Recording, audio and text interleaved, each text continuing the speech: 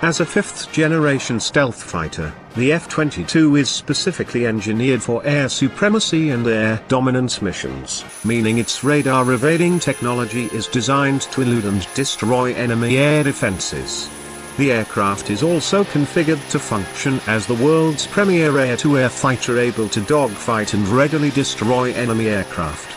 Air superiority, using stealth characteristics, is our primary role.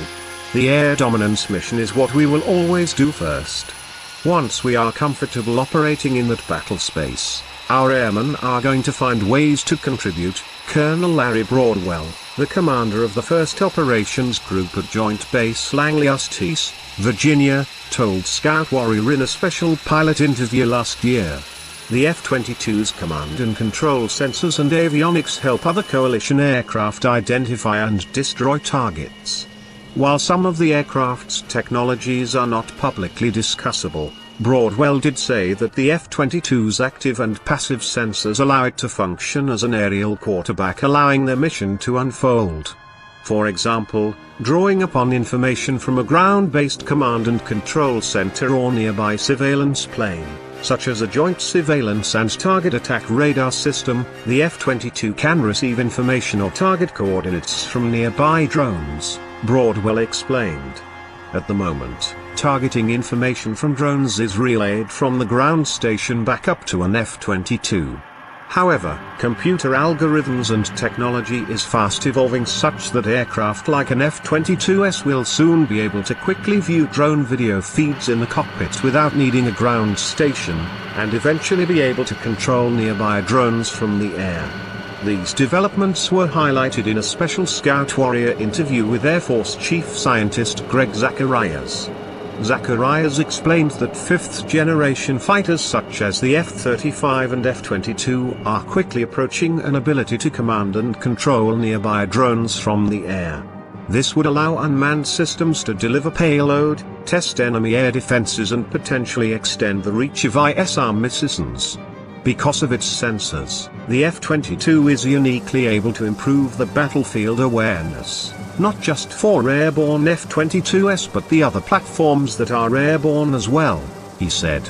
The Raptor has an F-22 specific data link to share information with other F-22s and also has the ability to use an own data link called Link 16, which enables it to communicate with other aircraft in the coalition, Broadwell explained in an interview last year.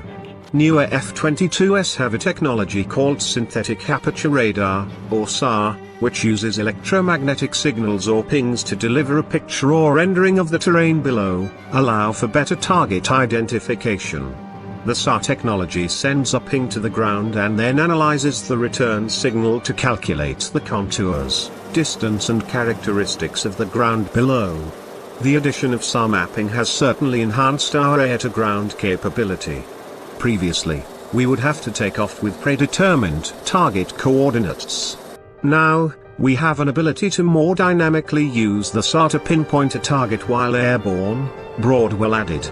The F-35 is needed because it is to global precision attack what the F-22 is to air superiority, he added. These two aircrafts were built to work together in concert. It is unfortunate that we have so few F-22s. We are going to ask the F-35 to contribute to the air superiority mission, he said. Overall, the Air Force operates somewhere between 80 and 100 F-22s. Dave Majumdar of the National Interest writes that many would like to see more F-22s added to the Air Force arsenal. Story here. For instance, some members of Congress, such as former Representative Randy Forbes, AVA, have requested that more F-22s be built, given its technological superiority. Citing budget concerns, Air Force officials have said it is unlikely the service will want to build new F-22s, however it is possible the Trump administration could possibly want to change that.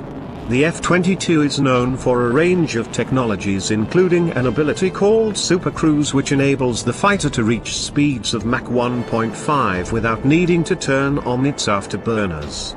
The F-22 engines produce more thrust than any current fighter engine. The combination of sleek aerodynamic design and increased thrust allows the F-22 to cruise at supersonic airspeeds. Super Cruise greatly expands the F-22's operating envelope in both speed and range over current fighters, which must use fuel-consuming afterburner to operate at supersonic speeds, Broadwell explained. The fighter jet fires a 20mm cannon and has the ability to carry and fire all the air-to-air and air-to-ground weapons including precision-guided ground bombs, such joint direct attack munitions called the GBU-32 and GBU-39, Broadwell explained. In the air-to-air configuration, the Raptor carries 6 AIM-120 AMRAAMs and 2 AIM-9 Sidewinders, he added.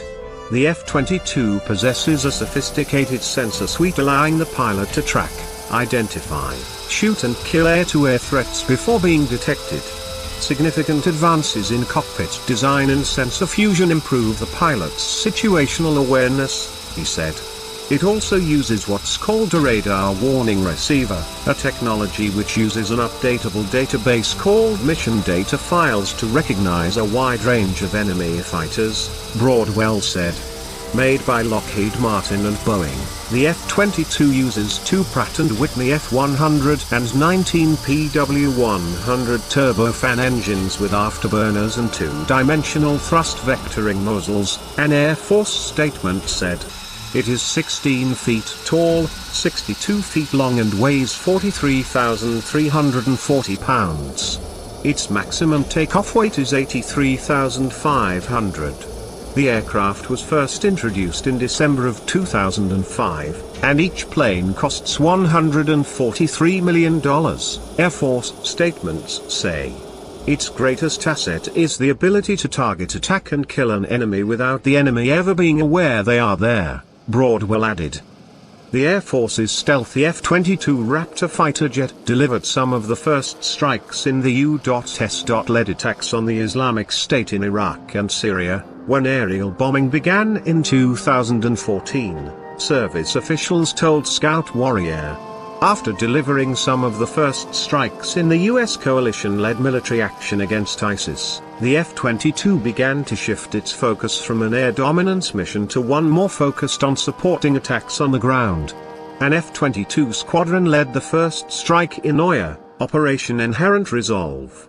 The aircraft made historic contributions in the air-to-ground regime, even though ISIS does not have sophisticated air defenses or fighter jets of their own to challenge the F-22. There are still impactful ways in which the F-22 continues to greatly help the ongoing attacks, Broadwell said. There are no issues with the air superiority mission. That is the first thing they focus on. After that, they can transition to what they have been doing over the last several months, and that has been figuring out innovative ways to contribute in the air-to-ground regime to support the coalition, Broadwell said.